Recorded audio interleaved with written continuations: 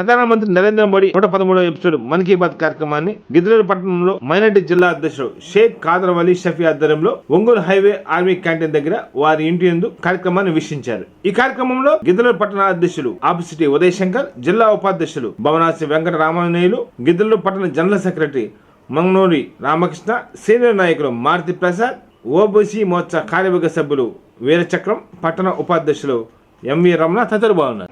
మీ అందరికీ స్వాగతం, అభినందనలు. ఈ సమయంలో ప్రతి ఒక్కరి దృష్టి పారిస్ ఒలింపిక్స్ పైనే ఉంది.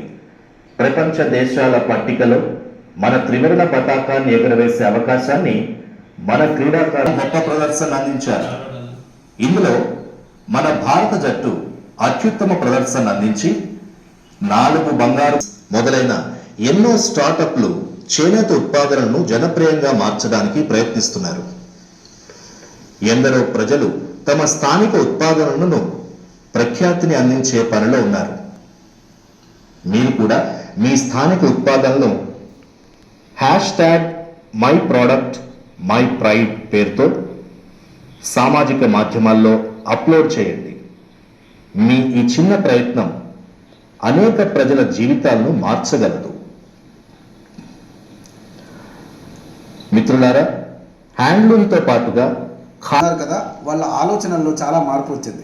వాళ్ళు ముందు బయట దేశాలకు వెళ్ళి హయ్యర్ స్టడీస్ పర్సూ చేయాలనుకునే వాళ్ళు, అలాగే ఇక్కడే పని చేయాలనుకునే వాళ్ళు అక్కడ స్పేస్ డొమైన్లో. కానీ ఇప్పుడు ఏంటంటే ఇండియాలో ఒక స్పేస్ ఈకోసిస్టమ్ చాలా అభివృద్ధి చెందుతుంది. ఈ కారణంగా వాళ్ళు ఇండియాకి తిరిగి వచ్చి ఈ ఈకోసిస్టంలో భాగం కావాలనుకుంటున్నారు. దీని గురించి మాకు చాలా మంచి ఫీడ్బ్యాక్ అందింది. అలాగే ఈ కారణం వల్లే కొందరు మా కంపెనీలో ఇక్కడికి తిరిగి మరి పనిచేస్తున్నారు.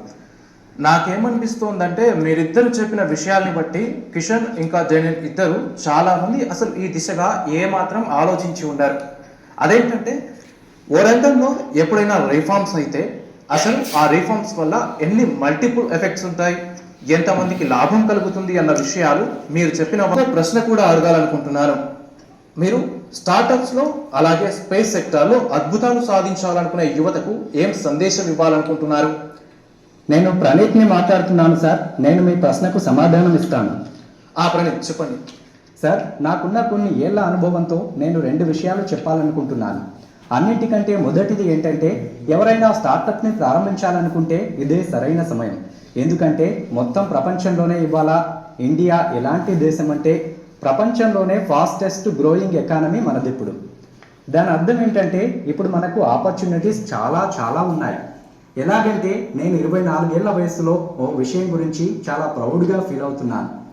వచ్చే సంవత్సరం మన శాటిలైట్ ఒకటి లాంచ్ కాబోతోంది. దాన్ని ఆధారంగా చేసుకొని మన గవర్నమెంట్ కొన్ని మేజర్ డెసిషన్స్ తీసుకుంటోంది.